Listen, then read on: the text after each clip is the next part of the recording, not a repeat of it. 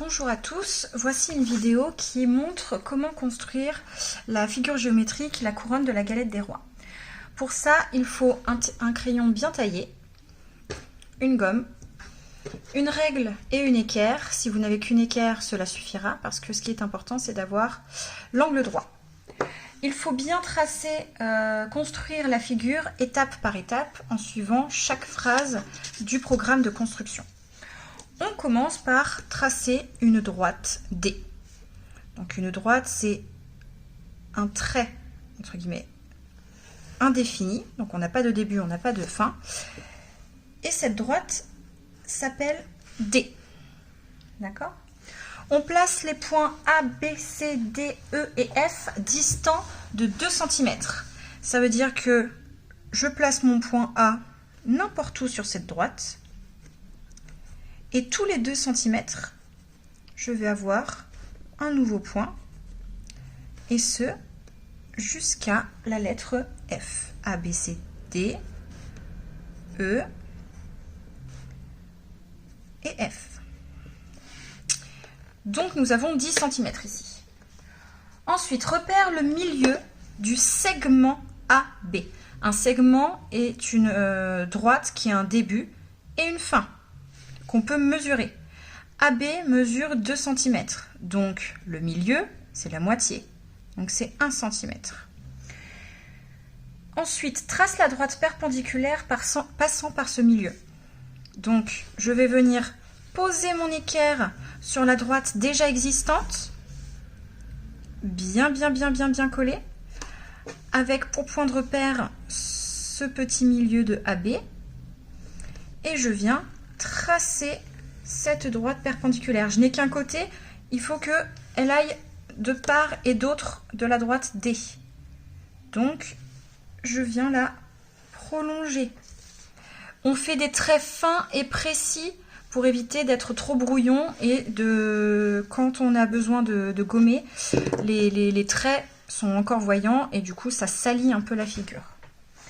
Ensuite, place les points G et H de part et d'autre de la droite D, située à 4 cm de cette droite D.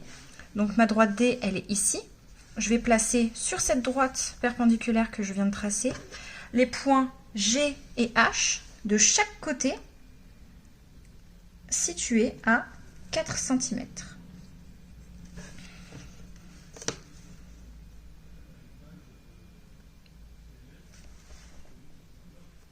D'accord ?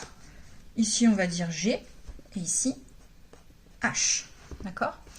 Quand vous faites un point, on ne fait pas un point, on fait une marque précise et nette.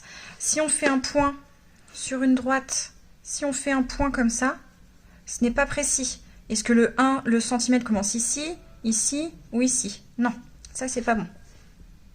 Une marque fine et précise. Si vous voulez, vous pouvez faire une croix ou un trait. Ensuite, trace le losange A, G, B, H. Donc, attention sur mon point, je viens à la base de cette petite marque qui vient toucher les droites, d'accord? Et je trace mon losange. Attention, je ne rejoins pas ici, je rejoins ici. Là où il y a deux...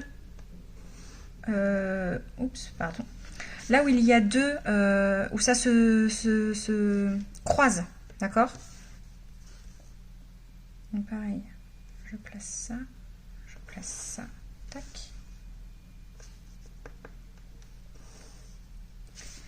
Bon, ici j'ai pas fait attention, mais du coup j'ai un petit peu raté. Donc il faut faire attention à bien maintenir son équerre, surtout quand c'est quelque chose de mou. Ça évitera de faire ce que moi j'ai fait. Ensuite, donc là, on a tracé un losange. Ensuite, repère le milieu du segment BC.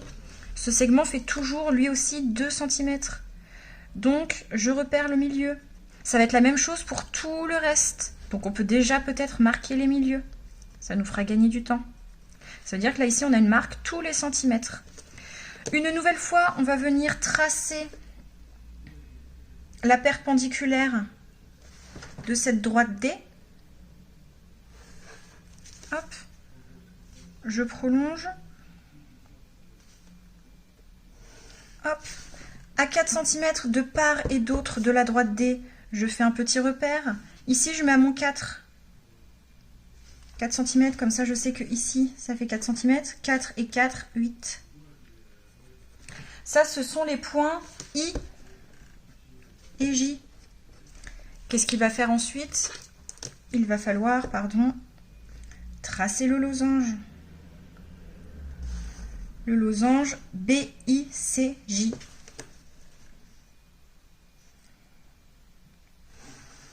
Et ça va être... Alors, j'ai refait la même erreur. Attention à bien maintenir votre équerre ou votre règle. Et bien évidemment, ceci, il va falloir le faire jusqu'à la lettre F. Ça veut dire que à la fin, vous devez obtenir 1, 2, 3, 4, 5 losanges. D'accord? Vous tracez tous ces losanges et vous obtenez donc 5 losanges ici. Si vous repliez sur cette droite D, vous obtenez votre couronne de la galette des rois. Voilà.